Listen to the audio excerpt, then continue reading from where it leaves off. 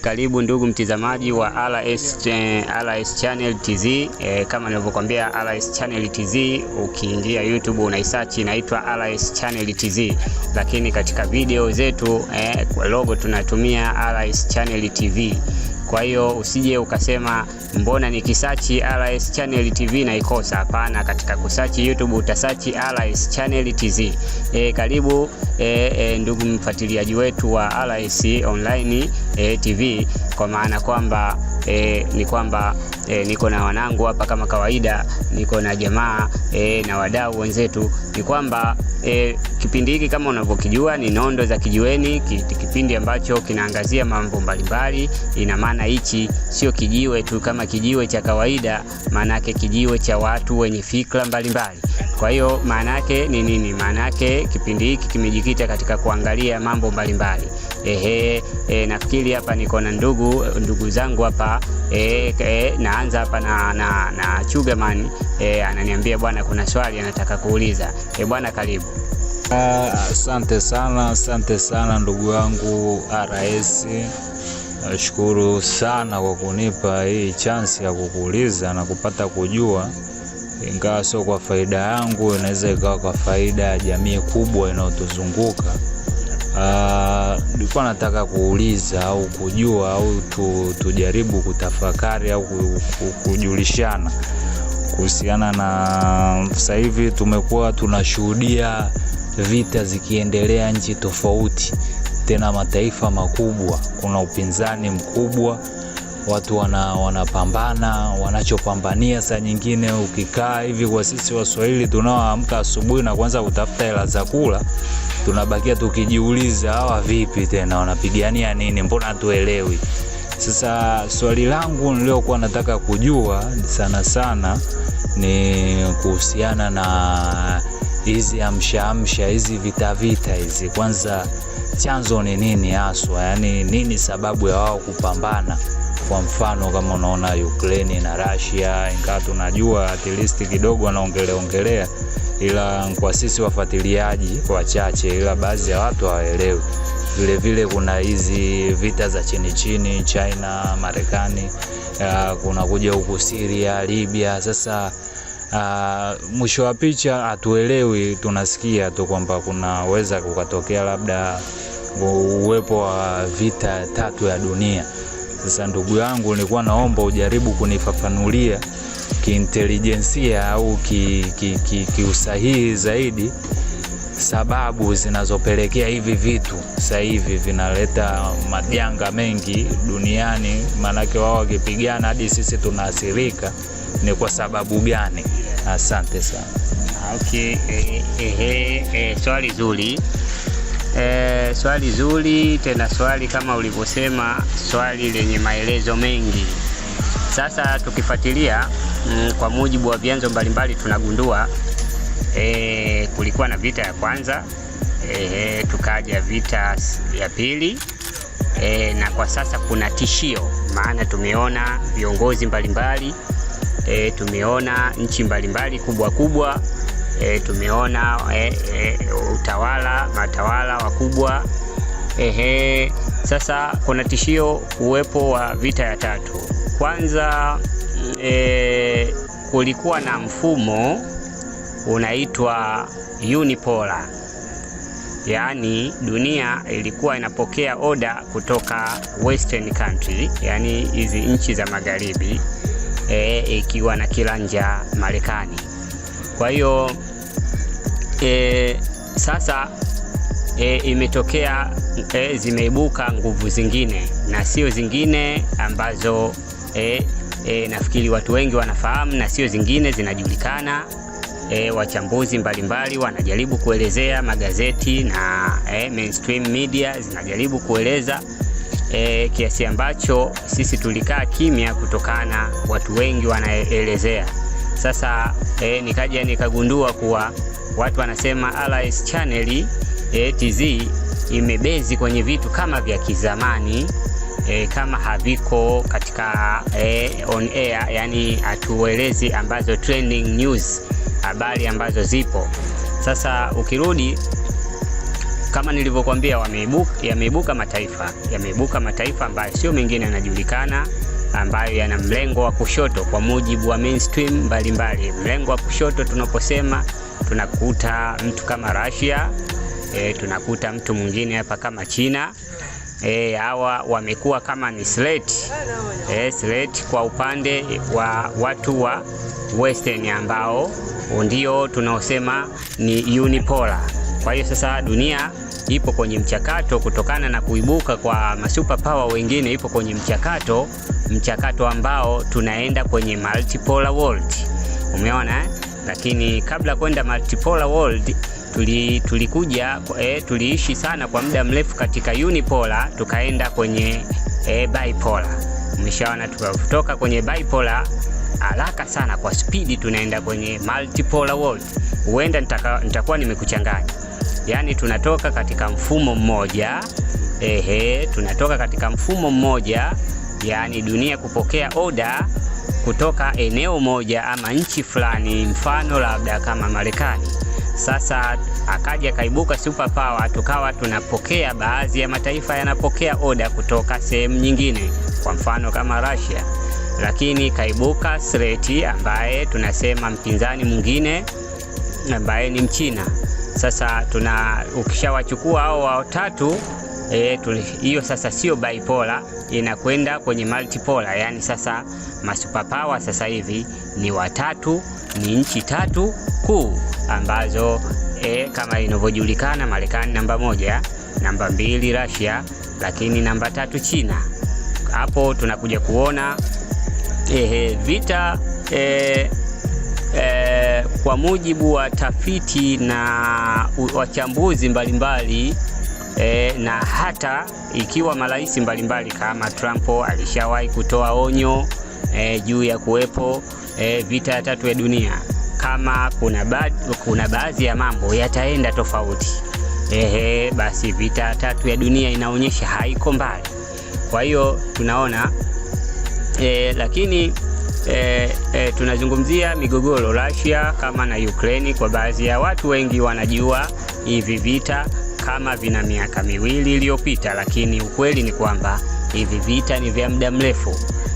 Tokea pale tumetoka katika vita ya dunia ya pili, tukaja tukaingia katika kitu kinachoitwa Cold War. Cold War ilikuwa ni vita baridi, nani hawe kilanja wa dunia.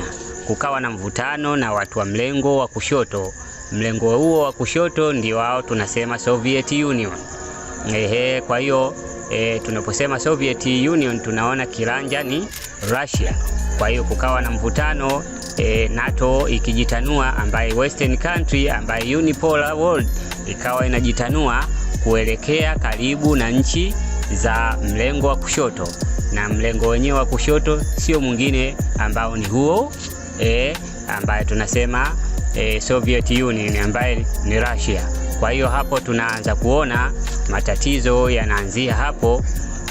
Kuna vita mbalimbali kabla katika hiyo vita baridi pia kulikuwa hapa kati kuna mambo mengi. Ukiondoa vita baridi kulikuwa pia na vita baridi vya kiuchumi. Kwa hiyo tunaona yule unipolar sasa hivi kapata mpinzani wa kiuchumi, na sio mwingine, huyu anaonekana ni Mchina. Mchina, kumbuka kuna content hapo inaelezea kwa nini bidhaa nyingi zinatokea China. Ukiangalia hiyo content utagundua kuwa China kwa sasa ndio kiwanda cha dunia. Kila kitu huwezi kumkwepa Mchina. Na hata ndugu yetu, msikilizaji wetu, mtizamaji wetu, bila shaka unatumia simu kutoka China, umevaa nguo kutoka China, unatumia vitu vingi, vikombe, sufuria kutoka China. Hapo unaona kabisa yule unipolar amepata mpinzani tena mwingine wa kiuchumi ambaye ni Mchina. Sasa tutakuja na content ambaye iko deep intelligent, kwa maana tunakuja na content ambaye inaelezea na ina facts za kutosha na ina research ya kutosha juu ya mzunguko na utata na migogoro ya haya mataifa makubwa. Kwa hiyo hapa tunaona tuko katika asilimia kubwa sana kwenye kuelekea katika safari ya multipolar world. Multipolar world ni nini? Maana yake kama unavyoona tulikuwa labda tunatumia mifumo ya hii Swift ama transaction ama currency reserve ambayo ilikuwa ni dola. Sasa tunaona kuna magrupu mengine ambayo ya kiuchumi na transaction mbalimbali na Swift account mbalimbali katika BRICS. BRICS ni nini? Kama ulikuwa ujui, BRICS ni B inasimama Brazil, lakini R inasimama Russia, I inasimama India, lakini S nani C inasimama China na S ikisimama South Africa. Hapo tunaona ile dollarization currency yake ina drop siku baada ya siku. Ina maana BRICS wakishapata reserve currency ambayo kwa baadhi ya wachambuzi na baadhi ya watu wengine wanasema kuna pesa nyingine inakuja mbadala wa dola na sio nyingine. Wengine wanasema rubo ya Russia, lakini wengine wanasema yuan ya China. Kwa hiyo tunaona upande wa kidola dollarization imepata tena upinzani. Hapo tunaona tunakaribia zaidi, hatuko mbali zaidi na hiyo multipolar world. Labda kama ndugu yangu una swali lingine, nadhani hapa utakuwa umenielewa japo kwa uchache, na kama nilivyokuahidi tutakuja na content inaelezea nini kinaendelea na migogoro chanzo chake ni nini na wapi tunaelekea. Asante, karibu. Nimekupata vizuri sana, nimekupata ila bwana, asante sana. Bila kupoteza muda, nilikuwa nataka nikuulize kuhusiana na hili swala hili la mitandao.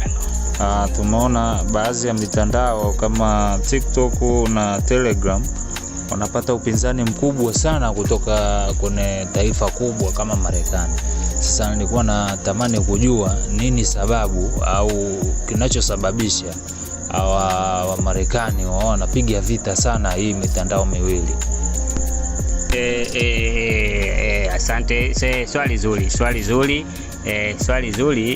swali lenye maelezo mbalimbali, lakini tutakuja kulieleza zaidi katika content ambayo itakuwa inadili na mitandao na mainstream media zinavyotumika katika kuprogram kizazi na jamii na mataifa fulani.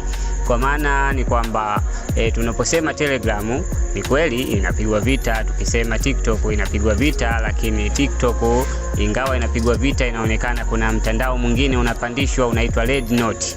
Kwa hiyo swali zuri, swali hili tutaanza na maelezo kidogo. Kwanza, kama nilivyokuambia, mainstream media zinatumika kuprogram watu, lakini social network pia zinatumika kuprogram watu. Sasa hawa ambao wanazitumia kuprogram watu, zinapokuja social network zingine ziko nje ya utawala wao ama nje ya control yao, inakuja kuwa changamoto na tatizo ndipo linapoanzia. Kwa hiyo tunaona Telegram, labda ulikuwa ufahamu ndugu mtizamaji wetu na msikilizaji wetu kwamba Telegram ni nini na ni mtandao kutokea wapi. Telegram ni mtandao wa kijamii, maana yake social network, ni mtandao wa kijamii. Kwa maana mtandao huu umeanzishwa Russia na kijana mmoja apataye miaka 20 na kitu anaitwa Durov. Kwa hiyo tunaona hapo tayari changamoto kwa hawa watu wale tuliokueleza kwamba unipolar is western fikra za kutoka western tayari zinakuja kuwa changamoto. Mitandao inapokuwa nje ya control yao, inataka inaona inafumbua watu namna ya kufikiri kwa namna nyingine. Hapo tunaona hiyo changamoto inaanzia hapo. Kwa hiyo tunaona ni Telegram kama nilivyokuambia ni mtandao kutokea Urusi. Hapo sasa inakuwa nje ya control, na kama nilivyokueleza kwamba mainstream media pamoja na social network zikitumika katika kuprogram watu, sasa inapokuja mitandao mingine, maana yake inakuja na fikra zingine na inaweza kuzindua watu na kuleta migogoro, mitafaruku kama tunavyoona baadhi ya nchi za Western wa raia zao wakipiga vita au wakipambana juu ya kufungwa mitandao hii isifungwe, kutokana ya kugundua baadhi ya mambo ambayo walikuwa muda mrefu hawayajui. Hapo tunaona tatizo linaanzia hapo, kwa maana tunaona mtandao mwingine TikTok umekuja kwa kasi kwa muda mfupi, na umekuja unaeneza propaganda zingine kabisa, ambazo hii pia inaleta changamoto kwenye mataifa haya ambayo yana control watu kupitia hizo mainstream na pamoja na hizo social network zao. Kwa hiyo tunaona TikTok ipo katika mlengo mwingine ambao ni wa kushoto, unaleta fikra zingine na propaganda zingine ambazo ni changamoto kwa watu wa Western. Kwa hiyo hapo tunaona tatizo linaanzia hapo. Labda ulikuwa ujui, TikTok pia ni mtandao ambao umetoka China. Kwa hiyo uko tena kinyume na mtazamo wa Western, kwa maana hilo linakuja kuwa tatizo. Kwa sababu hiyo tunaona hapo lazima watu hawa wapige vita aina hii ya mitandao ambaye inakuja na fikra zingine na inakuja kuzindua watu kwa namna nyingine. Hapo ninadhani nimejibu ndugu yangu, majibu ya awali utakuwa pengine umenipata. Asante. Kama una swali unaweza ukauliza. Sina swali, nimekupata vizuri kwa hayo majibu ya awali. Nashukuru na nategemea kupata majibu mengine rasmi.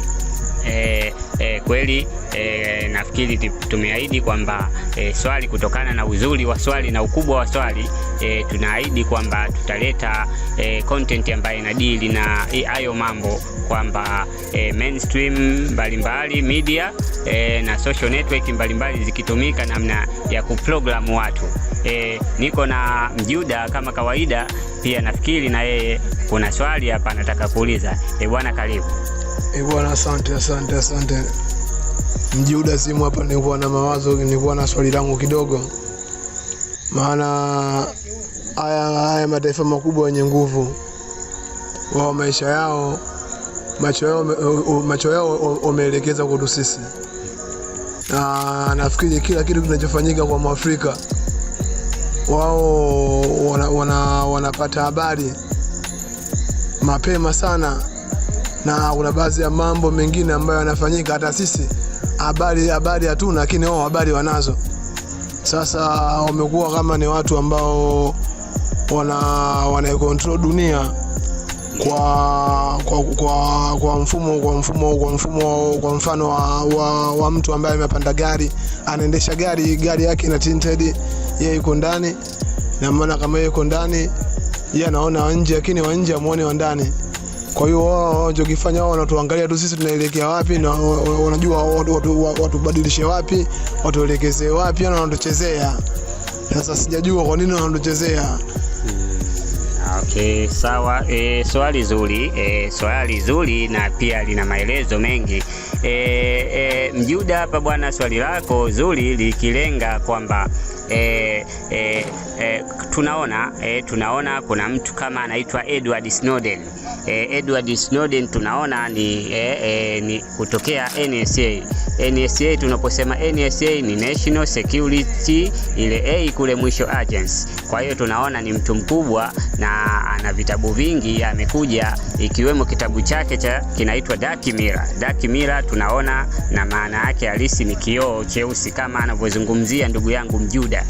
Kwa hiyo Mjuda bwana kama alifahamu kitu kinachoendelea, kwa maana ukipitia kitabu cha Edward Snowden unagundua kwamba hawa watu wana access mbalimbali. Ninaposema access, maana wana namna mbalimbali ya kufahamu vitu kwenye mataifa mengine mbalimbali. Wanatumia OS system mbalimbali kama tunavyoona Edward Snowden katika vitabu vyake NSA Dark Mirror, na kitabu kingine kinaitwa NSA Complex. Kwa hiyo tunaona access zinazotumika kwa kupitia Edward Snowden ametuweka wazi kuwa hawa watu wanatumia njia mbalimbali kutrace watu potential. Watu tunaposema watu potential ni watu muhimu na viongozi muhimu na mataifa muhimu, ili kupata details zao. Ingawa tunaona NSA wameulizwa, wamekanusha, lakini kwa kupitia maelezo mbalimbali na siri alizofichua mbalimbali mtu huyu Edward Snowden, maana yake tunapata majibu, na ametueleza kuwa zinatumika program mbalimbali ikiwemo Prism. Programu ya Prisma inatumika pia kutrace baadhi ya detail ambazo nyeti kutoka kwa watu mbalimbali, lakini pia katuelezea zinatumika sio tu Prisma bali kuna Cisco, zote hizo zikitumika katika kutrace na kuangalia mienendo ya mataifa pamoja na viongozi mbalimbali. Kwa hiyo hapo tunaona hapo tunakuja kugundua kwa nini watu hawa wanafahamu vitu ambavyo pengine ukivisikia wewe unashtuka kuwa hivi vitu wamevijuaje na wamevipata wapi. Kwa hiyo tunaona katika dunia sasa hivi tuliokuwa naye science na teknolojia, tunatumia masimu, tunatumia makompyuta, tunatumia vitu mbalimbali ambavyo viko traced na hizo system kama nilivyokutajia Cisco pamoja na Prisma kwa mujibu wa Edward Snowden. Kwa hiyo hapo tunaona kwa swali lako Manirasi, tunaanzia hapa na majibu ya awali. Ni kama nilivyokuambia, mambo mengine tutakuja kuchunguza ama kuja kuna content ambazo zenye fact tuielezee Cisco, Prism ikiwa zikitumika kwa mfumo huo. Kwa hiyo nadhani hapa utakuwa kwa namna fulani umenielewa Manirasi. Lakini sio Edward Snowden, lakini kuna mtu David Icke katika kitabu chake Silent Weapon ameeleza mambo mbalimbali ya kushangaza, ya kutisha.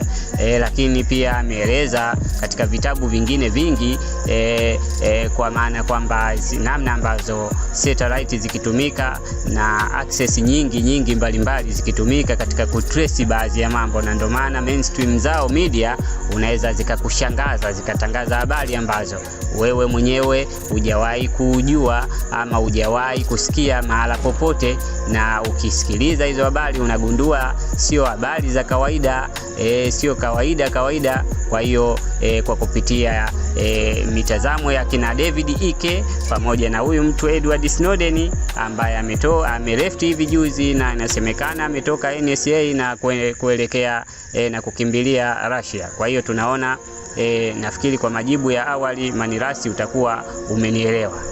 Nimekuelewa ndugu mtangazaji, nafikiri tutarudi wakati mwingine. Yes. Endelea kufanya hizo tafakari. Okay, nafikiri ndugu zangu hapa maswali yamefika mwisho. Mimi nifanye hitimisho. Kama nilivyokuambia, tuko katika dunia ambayo ina mambo ya kushangaza, mambo mbalimbali. Kwa maana stay on RS Channel TZ kwa ajili ya kupata update mbalimbali. Kama nilivyokuambia, Nondo za Kijiweni inaelezea vitu mbalimbali, tukiangazia vitu mbalimbali ambavyo pengine hujawahi kusikia mahala popote. Niseme tu asanteni, na endeleeni kufuatilia chaneli yenu pendwa hii RS Channel TZ ama RS TV. Kwa maana niseme tu asanteni, na kwa elini msiache kushare, kulike, kucomment pamoja, ili kushare ili kwa ajili chaneli wafikie watu mbalimbali, tupate kujifunza vitu mbalimbali. Asanteni na kwa elini.